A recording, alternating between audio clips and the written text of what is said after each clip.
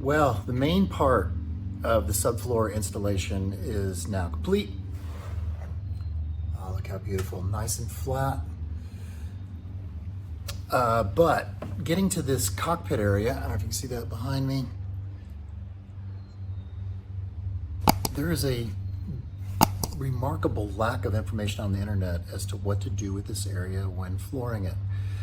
My bus has a platform. You can't see it now, it's in the garage, but it goes here. It's a nice high platform, and it has a cavity underneath it for the air to flow through. I am going to keep coolant hoses for the front, a heater core up here. But once I got to the cockpit area, I'm going to turn around and show you this. It's just remarkably unstraight, and there's just gaps all over the place. This is the access to the transmission, and I decided to cover this area right here with a piece of aluminum angle, but just get a sense of how much camber is in this front end.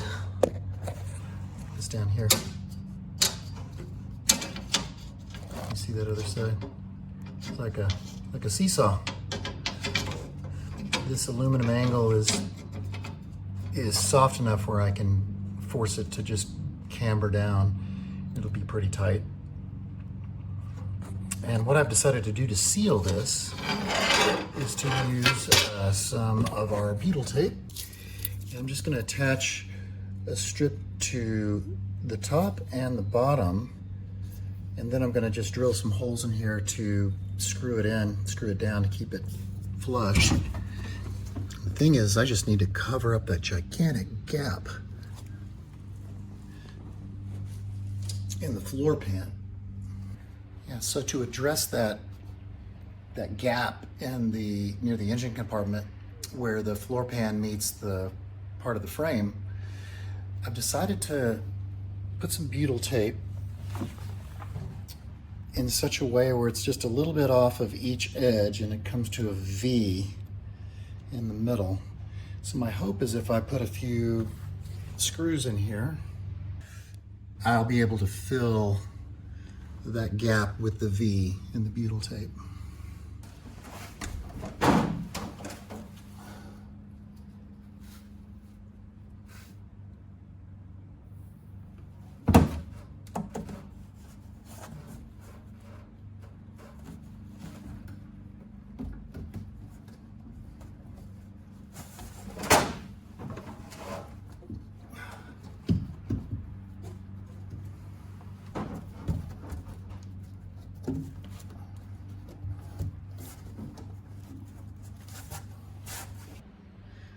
Alrighty, here's where I am so far. I got the angle iron installed with butyl tape. I'll show you that right now. So that's nice and sealed. And also the dimensions are just so off on this pan, fore and aft and side to side, that I decided to make a template out of some cardboard and then cut the insulation off the template. Show you what that looks like.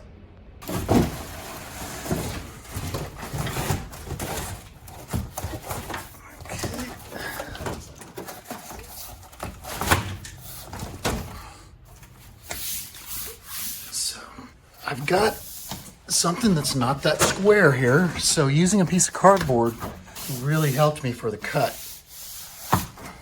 It was interesting cutting the styrofoam to this shape because it was really kind of more of a trapezoid. And then I transferred that template onto a piece of XPS. I'll show you that right now.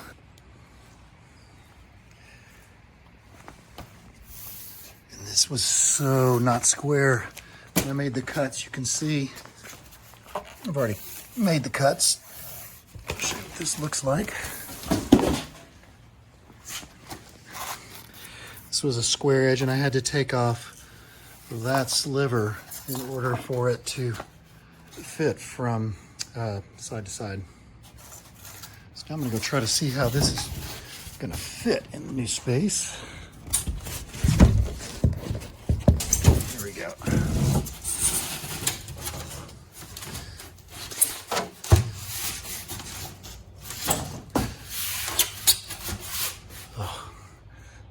is perfect.